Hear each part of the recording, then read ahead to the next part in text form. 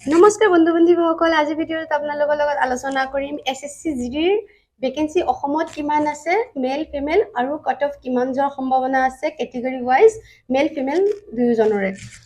তো গাইজ, প্ৰথমতে মই আপোনালোকক অল ইণ্ডিয়াৰ ভেকেন্সিটো থুলমূলকৈ কৈ দিওঁ। এইটো টোটেল প্ৰথমতে আছিলে আপোনাৰ 39,481 আছিলে প্ৰথমতে, তাৰপিছত বাঢ়ি কিনে দুদিন আগতে বাঢ়িছে। আপোনালোকে এইটো চবে ভিডিঅ'ত চাই আছে, 2-3 দিন আগতে বাঢ়িছে।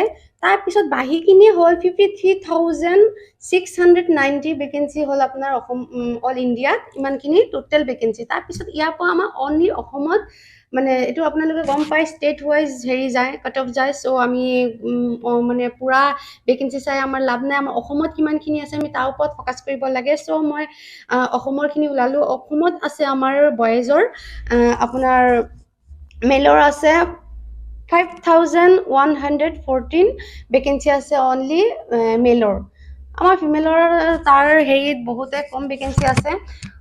তাৰপিছত আমাৰ ফিমেলৰ আছে আপোনাৰ 564, অনলি 564 আছে আমাৰ ফিমেলৰ, আৰু মেলৰটো আপোনালোকক ক'লোৱে 5,114 ভেকেন্সি আছে আমাৰ কি মেলৰ। চ' আৰু টোটেল ভেকেন্সি যদি ক'ব খোজোঁ, টোটেল ভেকেন্সি হ'ল আমাৰ 5,678টা হ'ল টোটেল ভেকেন্সি অসমৰ। তো গাইজ, আপোনালোকে ইমানখিনি গম পালে ভেকেন্সি কিমানখিনি আছে মেলৰ আৰু ফিমেলৰ। চ' মই এতিয়া আপোনালোকৰ লগত মানে কাট অফৰ বিষয়ে অকণ আলোচনা কৰিম। কাট অফটো কিমান যোৱাৰ সম্ভাৱনা আমাৰ অসমত আছে, কাৰণ ভেকেন্সি মোটামুটি আমাৰ মানে বহুত বেছি এইবাৰ। কাৰণ এই আপুনি 2-3 বছৰ 4 বছৰ যদি আপুনি হেৰি কৰে মানে মিলাই কিনে চায়, তেতিয়াহ'লে আমাৰ মানে গোটেই খপাতকৈ বেছি ভেকেন্সি আমাৰ অসমত মানে এইবাৰ আছে। চ' চান্সটো বহুত বেছি। পেপাৰো মোটামুটি হাৰ্ড আহিছে, ময়ো পৰীক্ষা দিছোঁ গম পাওঁ, পেপাৰো হাৰ্ড আহিছে। তাৰ ভেকেন্সিও ডাবলতকৈও বেছি।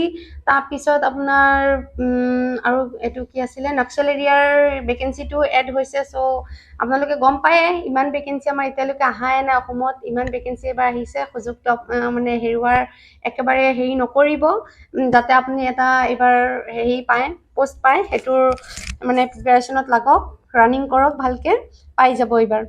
চ' মই এতিয়া কাট অফৰ বিষয়ে অকণমান আলোচনা কৰিম। যিটো বৰ্ডাৰ ডিষ্ট্ৰিক্ট, মই প্ৰথমতে বৰ্ডাৰ ডিষ্ট্ৰিক্টটো কওঁ। এইটো আপোনাৰ স্ক্ৰীণত আহি আছে, আপোনালোকে চাবও পাৰে। স্ক্ৰীণত মই যিটো দি দিছোঁ সেয়াই। বৰ্ডাৰ ডিষ্ট্ৰিক্টৰ যিটো OBC 63 যোৱাৰ সম্ভাৱনা বহুত বেছি, 63.50। তাৰপিছত বৰ্ডাৰ ডিষ্ট্ৰিক্টৰ SC হ'ল আপোনাৰ 62।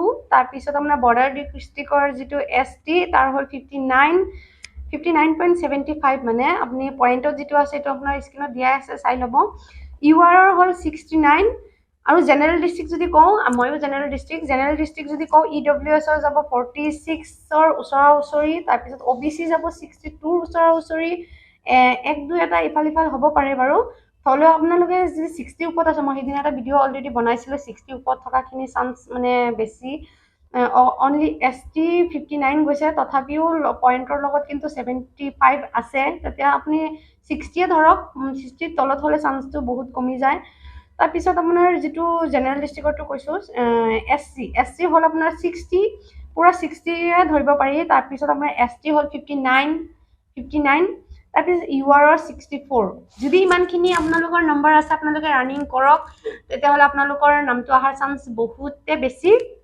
আৰু গাইজ, ৰিজাল্টৰ বিষয়েও অকণ কওঁ। ৰিজাল্টটো মানে এতিয়ালৈকে অহাৰ চান্স আছিলে, মানে মই সেইদিনা এটা ভিডিঅ' বনাইছিলোঁ ৰিজাল্টটো সোনকালে আহি যাব বুলি। হয়, সোনকালে আহিলে হয়, যদি ভেকেন্সি আমাৰ নাবাঢ়িলে হয়, আগৰ ভেকেন্সিতে যদি কাট অফটো বনালে হয়। ইমান দিনত আমাৰ আজি 24 তাৰিখ, আৰু হেৰিও আছিলে আপোনাৰ যিটো জব মেলা হয়, এইটো আজিৰ দিনত আছিলে যদিও আজি চাগে এইটো পাতা নহয়। আপোনালোকে কাশ্মীৰৰ ঘটনাটো গম পায়, যিয়ে হওক বাৰু। তাৰপিছত মই এতিয়া আপোনালোকক ৰিজাল্টৰ বিষয়ে এইটোৱে ক'ব খোজোঁ, যিটো আমাৰ এতিয়া ভেকেন্সিটো বাঢ়িছে, এতিয়া যিটো নতুন ভেকেন্সিটো আহিছে তাৰ ভিতৰত কাট অফটো হ'ব। যিটো যোৱাবাৰ আমাৰ ভেকেন্সিটো বাঢ়িছিলে, প্ৰথমে কম আছিলে, তাৰপিছত যেতিয়া বাঢ়ি গৈছিলে, তেতিয়া মানে 27ৰ পৰা 28 ডেজৰ পিছতহে আহিছিলে ভেকেন্সি বাঢ়াৰ। ভেকেন্সি যেতিয়া বাঢ়িছে তাৰ পিছত 27-28 ডেজ তেনেকা পিছতহে আহিছিলে ৰিজাল্টটো। তো এইবাৰো তেনেকাই চান্স, হ'লেও ধৰক মিনিমাম আপুনি 12 পৰা 15 দিন ধৰি ৰাখক, 15 দিনৰ পিছতে ৰিজাল্টটো আহিব ভেকেন্সি বাঢ়াৰ। ভেকেন্সি কিমান তাৰিখে বাঢ়িছে তাৰ পৰা আপুনি 15 দিন ধৰক, কিয়নো মানে 15 দিন লাগিব কাট অফটো বনাওঁতে আপোনালোকে গম পায় ইমান ষ্টুডেণ্ট পৰীক্ষা দিছে তাৰ কাট অফটো বনাওঁতে লাগিবই 15 দিন আপুনি 15 দিন ধৰি ৰাখক ভেকেঞ্চি বাঢ়াৰ পিছৰ পৰা যোৱাবাৰ আপোনাৰ 13 জুনত মানে ভেকেঞ্চি বাঢ়িছিলে 10 জুলাইত হেৰি দিছিলে এইটো কি কয় এই কাট অফটো ওলাইছিলে তেতিয়াহ'লে এইটো 27ৰ পৰা 28 ডেজ লাগিছে এইবাৰতো মিনিমাম 15-16-20 দিন ধৰিয়ে ৰাখক সেম প্ৰচেছে লাগিব তাৰপিছত আপোনাৰ মেডিকেল ফিজিকেল একেলগে হ'ব তাৰ চিন্তাও নাই আপোনালোকে ৰানিং কৰক মেডিকেল যদি কিবা পইণ্ট আছে আপোনালোকে সেইটো শুধৰোৱাৰ চেষ্টা কৰক আজি ভিডিঅ'টোত ইমানখিনিয়ে ধন্যবাদ thank you love you all যদি ভিডিঅ'টো ভাল লাগে আপোনালোকে লাইক শ্বেয়াৰ কমেণ্ট নিশ্চয় কৰিব